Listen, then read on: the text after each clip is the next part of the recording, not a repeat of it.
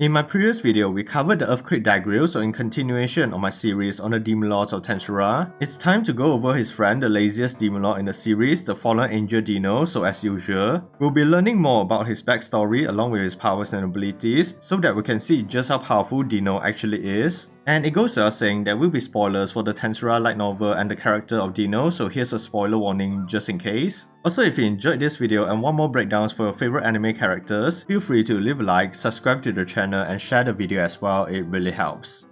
Now then, regarding the origins of Dino, he was one of the 7 primordial angels first created by the Star King Dragon Valentine using the Great Holy Spirit of Light at the dawn of creation. After he was born, Dino along with his fellow angels were tasked with helping Valentine to maintain and protect the various other worlds created by him. And for Dino, he was assigned to be the chief advisor and primary sword of Valentine on the battlefield. And during this ancient period, Dino became a renowned swordsman among the angels, and he was gifted the angelic series skill Lord of Heaven Astarte, but because his ego was still weak, he could only hold on to a degraded version of the skill at a unique level. Nonetheless, once peace was finally achieved, Valentine had settled down in the main Tensura world with his wife Lucia, so Dino was reassigned to become a watcher, someone who is responsible for monitoring and keeping the inhabitants of the world from destroying themselves. He was joined by the primordial angels Pico and Gracia as well. Furthermore, Dino's ego would grow stronger around this time, which allowed him to start forming more independent thoughts and emotions. However, as Dino was traveling the world, he discovered that Valentine along with Lucia were both killed by terrorists, so in his rage, Dino decided to destroy the nation responsible. And it was during this rampage that not only caused Dino's unique skill Astarte to evolve back into its ultimate form, he had also acquired the unique skill Sloth, one of the strongest skills belonging to the 7 Deadly Sins series. So regarding the Lord of Heaven Astarte, it was stated to be one of the strongest skills in the angelic series, granting Dino the devastating powers of both creation and destruction. There's only one known sub-skill attached to Astarte called Creative Evolution, which allows Dino to evolve any of his own skills to the next level as long as he has enough magicals to supply the process. As for the unique skill Sloth, it allows Dino to constantly accumulate energy throughout his lifetime and be used later on, but the trade-off is that the more he moves, the weaker he becomes. Also, Sloth is best used in a support setting with Dino staying idle while supplying the energy he has accumulated to his subordinates or companions.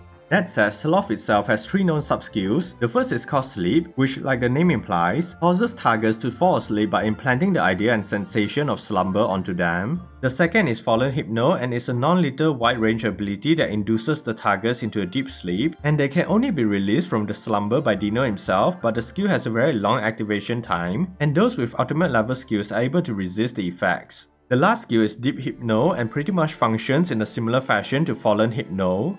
With that explained, after Dino acquires Sloth, he decides to seal away his ultimate skill as punishment for losing control, and this causes him to awaken as a true Demon Lord. But because he lost his status as a holy being to become more demonic in nature, he was no longer a primordial angel, instead turning into a fallen. This also means that Dino is no longer immune to the holy attribute and is now weak to attacks of this nature. But he did still retain all the powers and abilities he once possessed as a primordial angel. And surprisingly, Pico and Gracia had become fallens as well not long after Dino.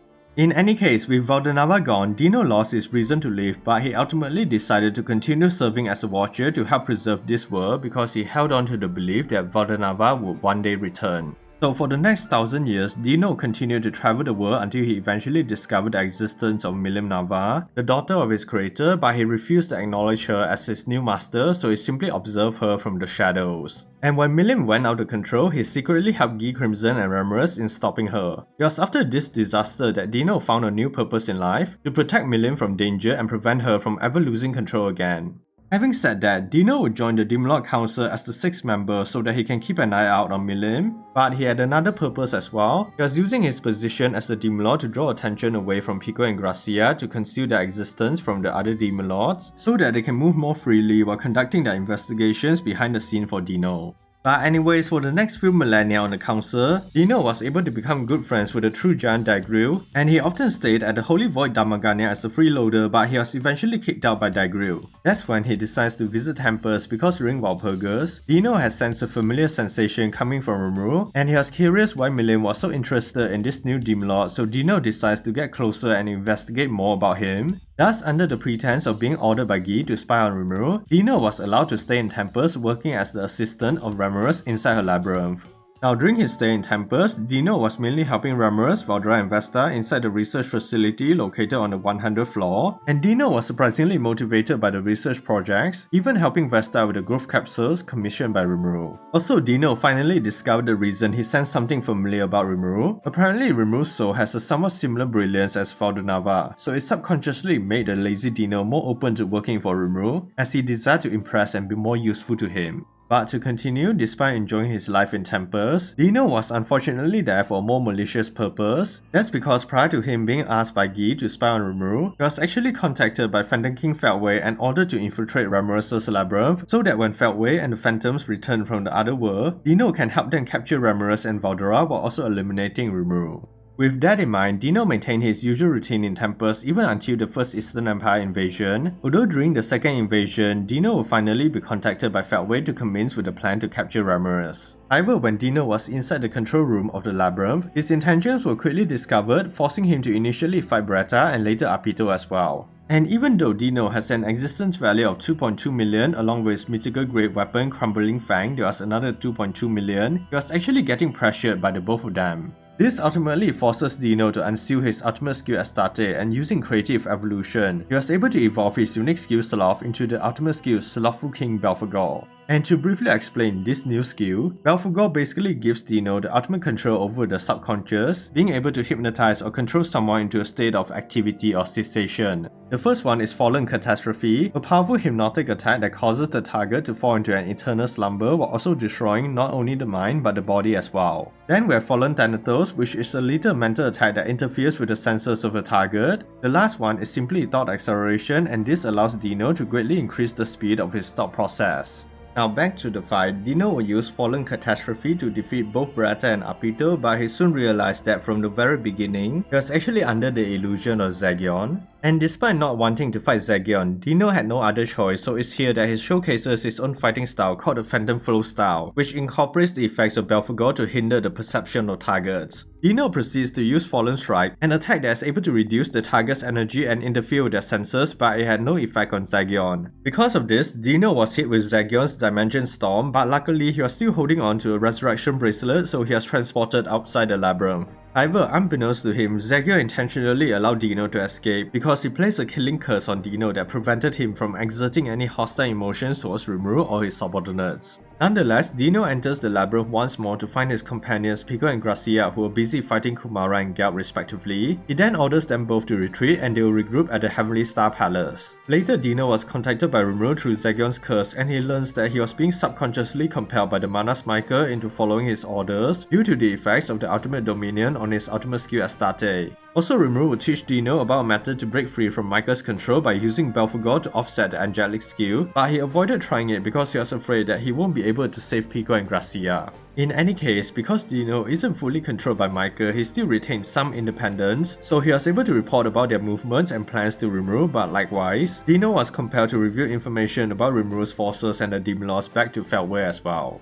That said, when Feltway attacked El Dorado to capture Leon Cromwell, Dino chose to stay behind because he did not wish to fight Rimuru's forces, and later when they returned, Dino was attached to Feltway's newly organized Army of Justice, where he would be appointed as one of the 7 Heavenly Generals alongside Vega, Pico, Gracia, Mai Furuki, Arios, and Leon Cromwell. Afterwards, when Feltway launched a full-scale invasion on the world, Dino was ordered to accompany the True Giant Fan in the attack on the Heaven's Tower that Dagruel was protecting. Again, Dino did not participate in the fighting because he did not wish to harm Rimuru's subordinates, and he was even pretending to fight with Veyron. And after Rimuru arrives with reinforcements to rescue Leon, Dino along with Pico and Gracia were ordered to retreat by Micah before Dino could even ask Rimuru to free them.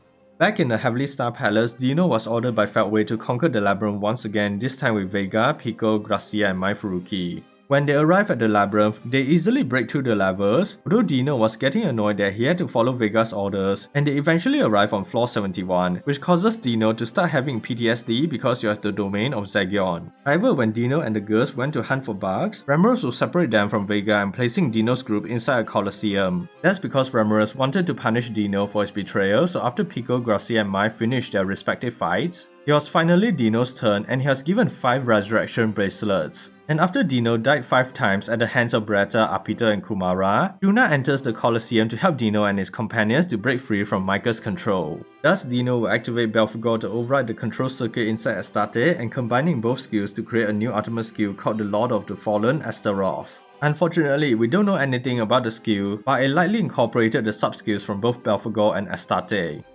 Moving on, even though Dino and his companions were freed from Micah's control, the battle wasn't over as the Insecta King Zelenus soon attacked the Labyrinth, so Dino decides to protect Apito while he lets Zagion deal with Zelenus. Dino will also give Zagion his Crumbling Fang, and he was able to fuse with him to form a pair of wings that help Zagion to defeat Zelenus. However, Vega was able to consume Zelenus and becoming stronger than before, he will release multiple evil dragon spawns that all had existence value of around 5 million. And because Zagion was resting while Diablo was handling Vega, Dino and his companions were the only ones left to fight the evil dragon spawns. But the monsters were too powerful for them, so this forced Dino to get serious for once, and he lifted the restrictions on his body to reveal his true fighting form. He was now wearing the Divine Armaments while also manifesting 2 of the most powerful sacred weapons ever created, the Golden Sword Excalibur and the Dark Sword Caliburn, although he can only maintain this form for a short period of time. He managed to hold the evil dragon spawns long enough until Diablo defeated Vega, and later he joined Zagion, Benimaru and Diablo to perform the Quartet skill Breakdown Nostalgia to purge and destroy all the flaws infected by Vega's cells.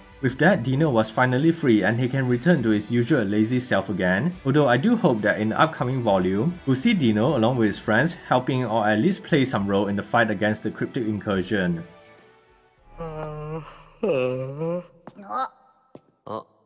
よーす、相変わらずチビだな。